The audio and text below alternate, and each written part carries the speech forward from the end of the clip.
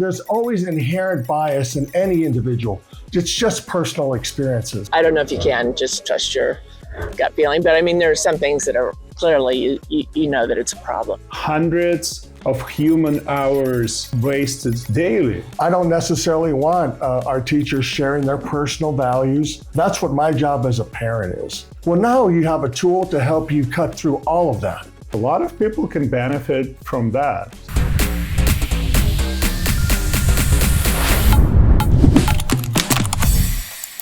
Hello, everyone. I'm Dave. And I'm Tony. We are Socialprofiler.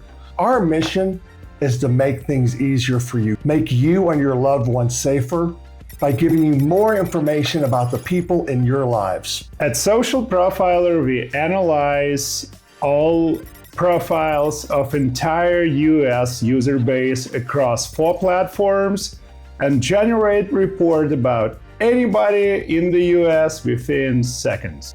And we can identify everything that people are looking for, follow their likes, who they're interested in, and generate a profile of interest so that you can understand more about the people around you. How do we make life easier for you?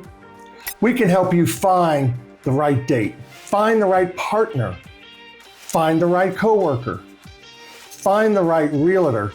You can now find the right person that shares your interests, that you're compatible with.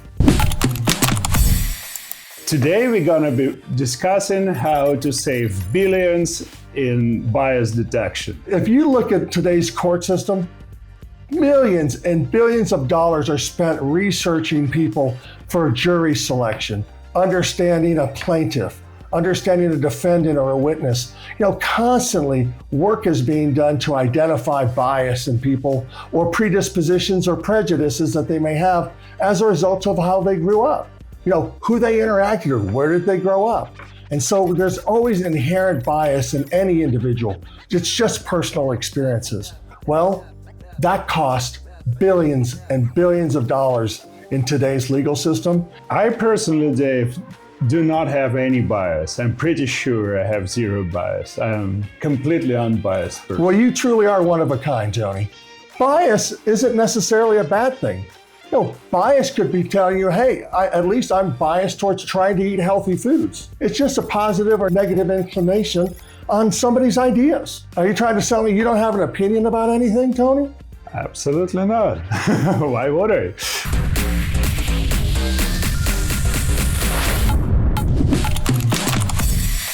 In what situations do you think it's okay to check social media to determine if someone is biased or not?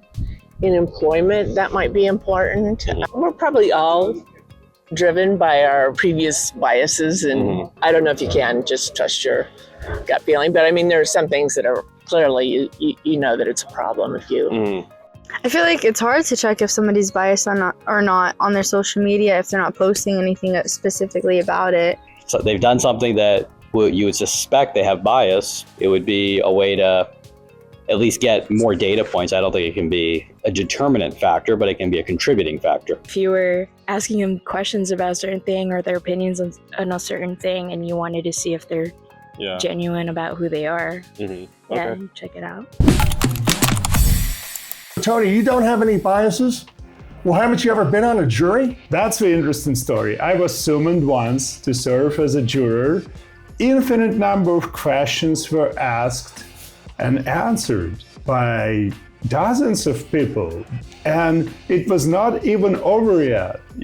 I was excused at the end of the day, but the jury selection process was supposed to take another 2 or 3 business days. Imagine that. It's hundreds of human hours wasted daily. Those biases that the attorneys are trying to eliminate to protect themselves, well, you know what? You're dealing with bias every day. I'm biased towards certain things because of the way I grew up and the way I see things.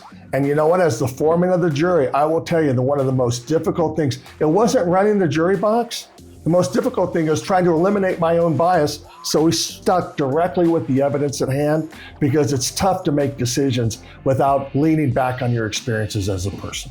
I guess having a technology which will help expedite this process would help, or help support the findings about someone's bias, or being a pointer data to ask more specific questions, maybe. A lot of people can benefit from that. Well, I think you're right. In terms of, knowing what to ask is obviously going to save an enormous amount of time.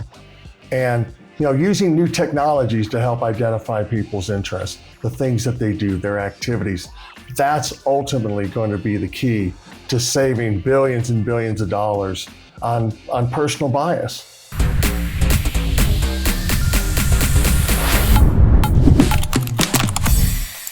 Let's talk about schools and bias in teachers. I don't necessarily want our teachers sharing their personal values or their personal beliefs with my children. That's what my job as a parent is.